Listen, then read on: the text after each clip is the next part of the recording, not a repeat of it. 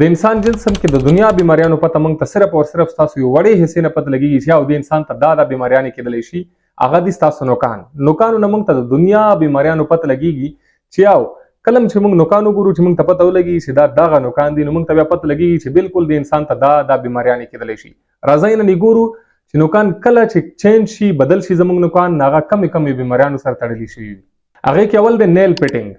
دغه نوکان وګورئ، دغه نوکان که د چام وي هغې ته به دوه بیماریانې خامخا کېدلی شي. اول د سورایسس چې د پوستکي یو کنډیشن دی، یو بیماري دی، نو هغه اکثر ښه کېږي نه، هغه کرونیک وي. نو که چاته هم سورایسس وي د هغه نوکان دغه شان کېدلی شي. دویمه بیماري دی هغې ته وایي ایلوپیشیا ایریټا. دا بیماري داسې دی چې دا د سر ویښتانو بیماري دی. د اکثر د انسان یو ځای کې ویښته نه وي، اکثر دا ګیرې کې هم کېدلی شي. نو که چاته هم ایلوپیشیا ایریټا وي یا سورایسس وي دغه نوکان دغه شان کېدلی شي. که دغه شان نوکان تاسو د چا ولیدو نو پوه شئ چې دې ته سورایسس دی یا ایلوپیشیا ایریټا دی. دویم د نیل کلبینګ. نیل کلبینګ دغه شان نوکان که د چا هم وي هغې ته کمې بیمارۍ کېدلی شي. هغې کې اول دی د پړپوس دنیا بیماریانې دي چې هغه دې ته کېدلی شي. دویمه بیماري دی هغې کې د زړه دنیا بیماریانو سره دا تړلی شوی دی. دریمه بیماري د ځیګر د لیور بیماریانې، دنیا داسې بیماریانې دي د لیور د ځیګر چې هغه دې ته کېدلی شي. څلورمه بیماري دی که چا د چرته هم ایډز وي نو هغې ته به نیل کلبینګ کېږي. دغه شان نوکان به د هغې جوړېږي. دریم دی سپون شیپ نیل. سپون شیپ نیل دې ته وایي ځکه چې دا د چمچې په شان دی. دا نوکان که تاسو وګورئ دا د چمچې په شان وي. که دا شی نوکان د چام جوړ شو هغې ته څه شی کېدلی شي؟ هغې کې اول بیماري دی آیرن ډیفیشنسي انیمیا. که اسانو الفاظو کې مونږ وګورو نو د وینې کمې که چاته هم وي هغې ته دا بیماري کېدلی شي. دغه شان نوکان به وي د هغې.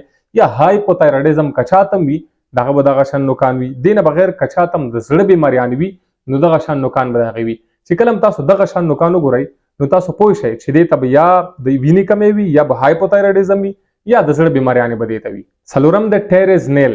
دې ته موږ ټیریز نیل وایو. اوس ټیریز نیل که تاسو چا کې هم ولیدو چې د هغه دغه شان نوکان دي نو هغه ته څه شی کېږي؟ اول د هارټ فیلیر، د زړه فیل کېدل.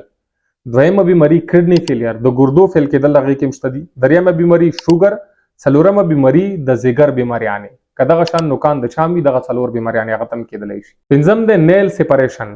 دغه نوک ته وایي نیل سیپریشن. اوس دا کمې بیماریانو سره تړلي دي. دغه انفیکشن او انجري سره چې کله هم چاته انجري وشي، څوک خوږ شي یا د چا بدن کې بډۍ کې انفیکشن وي هغې هم نوکان دغه شان جوړېدلی شي. دویم چاته هم تایرویډ ډیزیز وي، هایپوتایروډیزم یا هایپرتایروډیزم چې چاته هم وي دغه نوکان به دغه شان کېږي. دریم دی سورایسس. سورایسس ما درته مخکې وویل د پوستکي یو بیماري دی، هغې کې هم دغه شان نوکان جوړېدلی شي. شپږم دی یلو نیل سنډروم. یلو نیل سنډروم که چاته هم وي نوم نه هم پته لګېږي. زیړ نوکان که د چا هم وي نو هغې ته د ریسپایریټري چې څومره هم ډیزیزز دي یا ورته کېدلی شي. چې کله هم چاته ریسپایریټري ډیزیزز وي نو هغه نوکان به دغه شان جوړېږي. ریسپایریټري ډیزیزز کې مطلب اول نمبر هغې کې دی کرونیک برونکایټس. که چاته کرونیک برونکایټس وي نو دغه شان نوکان به وي. یا کرونیک کف مطلب د ډېر وخت لپاره هغه ټوخی وي، ښه کېږي نه. دریم د شورټنس آف بریث، سلی بندي وي، ساه بندېږي. که چاته هم ساه بندېدو مسله وي نو هغه هم نوکان دغه شان جوړېدلی شي. نو دغه د نوکانو قسمونه دي چې کله هم نوکان د چا چینج کېږي نو موږ ته ډایرکټ پته لګېږي چې او دې ته دا بیماریانې کېدلی شي. نو که چېرته هم اکثر خلکو کې داسې بیمارۍ وي نو هغې موږ ته ډایرکټ پته لګېږي د نوکانو نه. مطلب چا چېرته نیل پیټینګ وي چاته، یا نیل کلبینګ وي، یا سپون شیپ نیل وي، یا ټیریز نیل وي، یا نیل سیپریشن وي، یا یلو نیل سنډروم وي نو موږ ته پته لګېږي چې او دا دې بیماریانو سره تړلي شوي دي. لکه څنګه ما تاسو ته وویل چې دې نه دا بیماریانې کېږي. مهرباني.